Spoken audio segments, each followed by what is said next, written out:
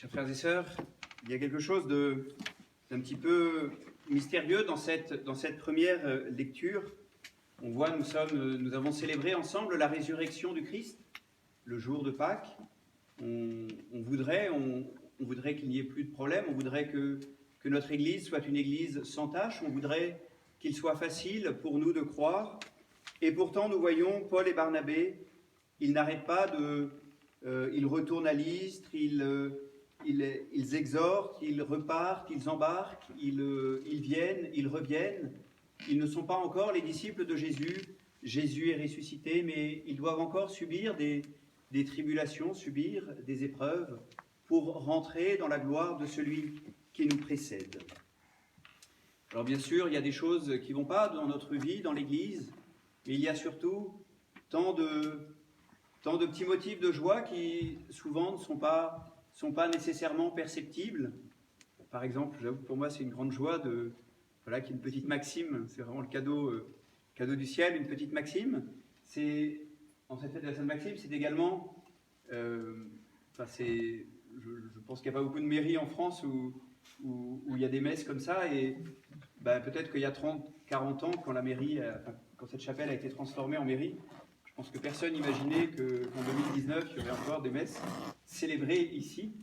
Alors voilà, peut-être qu'un jour d'ailleurs, quand la mairie sera transférée à l'autre bout de la place, peut-être que ça reviendra. Il y aura la messe peut-être tous les dimanches ou tous les jours. En tout cas, c'est une grande joie. C'est une grande joie de vous voir aussi nombreux. Vous auriez eu plein de raisons de ne pas venir. Il pleut, il y a ci, il y a ça. Je n'ai pas le souvenir, mais il me semble qu'il y a plus de monde que les années précédentes. C'est inouï également d'avoir, par le mystère de la Providence, j'ai une certaine amitié avec Gali et Florence et Gabriel et Anthony, pardon. Et voilà, qui fait qu'ils nous ont fait l'amitié de nous rejoindre. Et ça aussi, c'est pas... je vous avoue qu'en arrivant, quand je suis arrivé à Fayence, je n'imaginais pas un jour pouvoir célébrer une messe dans ces conditions. Donc voilà, merci Seigneur, merci pour tout cela. Et bien sûr, nous avons ce motif de joie, mais on sait, moi un jour je repartirai. Vous aussi peut-être, vous repartirez, vous habiterez encore dans le canton, mais voilà, mais ça va, ça vient, mais ce qui est important, c'est que l'amour de Dieu reste. Et ce qui est certain, c'est que lorsqu'on cherche le Seigneur, ce qui est certain quand on cherche à vivre avec le Seigneur, on goûte une joie, on goûte une profondeur dans notre vie, et cela, personne ne nous l'enlèvera. On sait, l'histoire de l'Église en France a été assez tumultueuse. Il y a eu des révolutions, il y a eu des guerres, l'histoire des communes a été également tumultueuse. Et bien voilà, ce qui reste, c'est cette foi ancrée dans le Seigneur. Alors, je pense qu'on est tous sur un certain pied d'égalité. Pour une part, on croit en Dieu, pour une part, on croit en son amour, et donc on veut, dans notre vie, témoigner la gloire de Dieu. Je pense que tout homme de bonne volonté veut, comme le dit le psalmiste, veut que tes œuvres, Seigneur, te rendent grâce, que tes fidèles te bénissent. Ils diront la gloire de ton règne. Nous voulons dire la gloire du règne de Dieu, parce que nous percevons que Dieu, c'est l'au-delà de tout, parce que nous percevons que Dieu seul, en réalité, peut vraiment nous combler.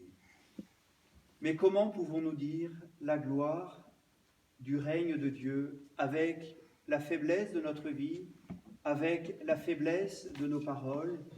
Eh bien, il y a un moyen qui nous est donné par Dieu, c'est la liturgie.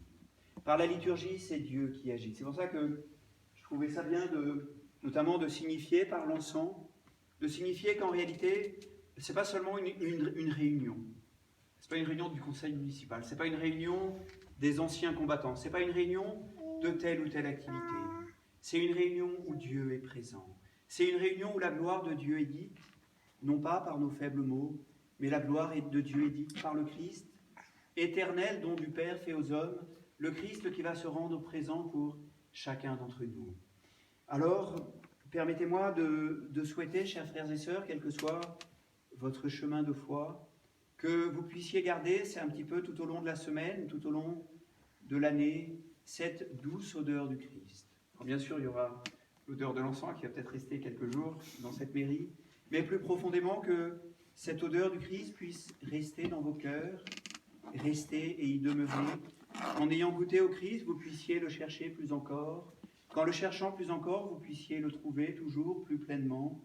En tout cas, soyez certains que le Christ peut vraiment vous combler, le Christ peut vraiment illuminer notre vie. Demandons la grâce de... ça ne vient pas de nous, donc Seigneur, maintenant nous avons tout fait pour toi. Geneviève qui s'est donné beaucoup de mal pour préparer cette messe, tous ceux qui ont préparé les fleurs, qui ont apporté les offrandes, chacun d'entre nous, nous avons apporté un petit quelque chose. Eh bien Seigneur, viens nous donner au centuple, viens nous donner ton amour, viens nous donner ta joie dans ce banquet. Chaque messe est un banquet, bien sûr il y aura le banquet chez Geneviève, là, s'il pleut dans le garage, mais plus profondément il y a vraiment ce repas qui nous est donné, cette nourriture qui seule peut vraiment rassasier notre cœur. Demandons la grâce de rentrer dans ce mystère.